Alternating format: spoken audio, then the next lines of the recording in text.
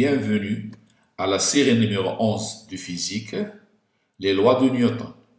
C'est la première série du module mécanique. J'ai choisi 3 exercices extraits du baccalauréat et 2 autres exercices pour réviser cette leçon. Donc, cette série est en même temps une révision de la première leçon de la mécanique, les lois de Newton. Exercice 3. Dans cet exercice, on va étudier aussi le mouvement d'un skieur sur un plan incliné et cette fois-ci lors de la descente.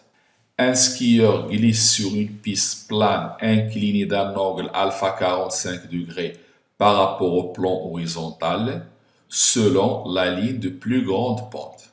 On a un skieur qui glisse sur un plan incliné d'un angle 45 degrés. Cette ligne s'appelle la ligne de plus grande pente. On modélise le skieur et ses accessoires par un système solide de masse M, 75 kg et de centre d'inertie G. On étudie le mouvement de G dans un repère orthonormé OIJ lié à un référentiel terrestre supposé galiléen. On nous a choisi le repère à utiliser. C'est un repère dont l'un des axes est parallèle à la trajectoire et l'autre est perpendiculaire. Celui qui est parallèle à la trajectoire, il a le même sens que le mouvement. Et on va étudier le mouvement du centre d'inertie G du skieur. À l'instant t égale à 0, le skieur part sans vitesse initiale. À cet instant, G coïncide avec l'origine O du repère. Au moment du démarrage, il était en haut, sans vitesse initiale, à l'instant t égale à 0, et l'abscisse initiale aussi, il est nul, x0 égale à 0. On prendra l'accélération de pesante G égale à 10, on négligera la poussée d'Archimède. Le contact entre le plan et le système S se fait avec frottement. La piste exerce sur le skieur une force R ayant une composante tangentielle T et une composante normale N. C'est l'équivalent de RT, Rn de l'exercice précédent. Lors du mouvement du skieur, les intensités de Tn sont liées par la relation T égale à Kn. K est une constante, il s'appelle le coefficient de frottement. Première question. En appliquant la deuxième loi de Newton, exprimer l'accélération du mouvement de G en fonction de G, alpha et K. Donc, je vais suivre toujours la même méthode que précédemment. Je vais donner le bilan des forces exercées sur le système. Ici, le système, c'est le skieur et ses accessoires. Il est soumis à 2 forces, son poids P et la réaction de la piste. N'oublions pas que la réaction de la piste, on peut la décomposer en 2 autres forces. Donc, je peux dire qu'il est soumis à son poids, à la réaction tangentielle T et à la réaction normale N. Mais on peut dire ici la réaction de la piste et sous-entendu cette réaction comporte 2 composants. Après, on écrit la phrase qui va résumer le système étudié, le référentiel choisi et la méthode à utiliser. On applique la deuxième loi de Newton au skieur dans un référentiel terrestre supposé galiléen, c'est-à-dire P plus N plus T égale à MA. Je peux écrire P plus R au lieu d'écrire Tn, je peux écrire R. Mais c'est plus commode d'écrire comme ça simplifie les projections. Après, je vais représenter le schéma qui va m'indiquer le plan incliné, le skieur, les forces et le repère choisi.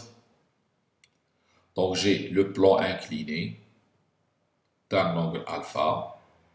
J'ai ce point qui représente le centre d'inertie G du skieur. Il est soumis au poids, c'est une force verticale. T, la force de frottement qui est parallèle à la trajectoire sans opposé du mouvement. Et la composante normale Rn, perpendiculaire à RT et perpendiculaire au plan incliné. P plus T plus N égale à MH. On veut l'accélération du mouvement et le mouvement se fait sur l'axe des X. Donc, je vais projeter seulement sur l'axe des X. Donc, en projetant sur X', on obtient Je réécris cette loi en enlevant les vecteurs et en indexant avec x. Px, nx, tx égale à max. Pour le nx, il est nul puisqu'il est perpendiculaire à l'axe. Le tx égale à moins t parce qu'il est parallèle à cet axe de sens opposé. Et le px, on va projeter ici, p, et ça va donner une valeur positive qui est p sinus alpha. Donc nx égale à 0, tx égale à moins t, et px égale à plus mg sinus alpha. Si je projette ici, j'obtiens un vecteur qui est dirigé vers le bas, donc il est positif, et l'angle alpha, c'est toujours l'angle opposé à px.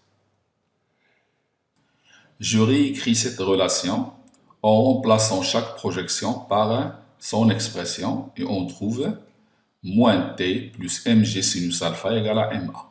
Il y a deux inconnus dans cette équation, l'accélération et t. Je vais déduire l'expression de t. T égale donc mg sinus alpha moins ma. Donc je constate ici que je ne peux pas déterminer l'accélération car il y a deux inconnus. Donc la projection sur l'axe x' n'a pas permis de déterminer l'accélération. Pour cela, on passe à la projection sur l'axe y'. Donc je vais réécrire cette équation en enlevant les vecteurs et en indexant par la lettre y. Py plus ny plus ty égale à may égale à 0. Je rappelle que ay égale à 0 puisque le mouvement se fait sur l'axe des x. Le skieur se déplace comme ça. Donc il n'y a pas de déplacement sur l'axe des y. Pour le ny, c'est n puisqu'il est parallèle à l'axe.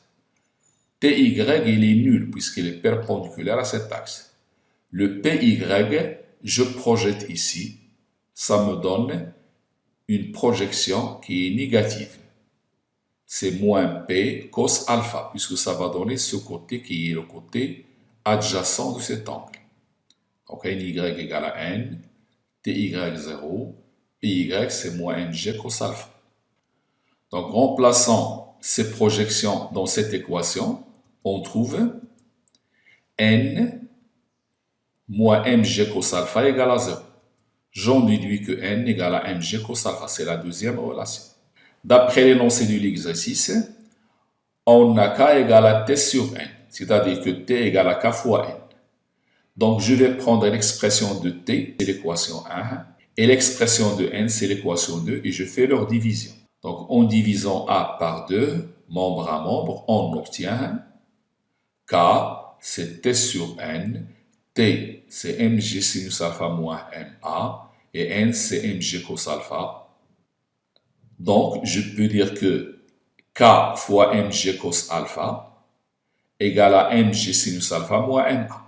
J'en déduis à partir de cette relation l'expression de a.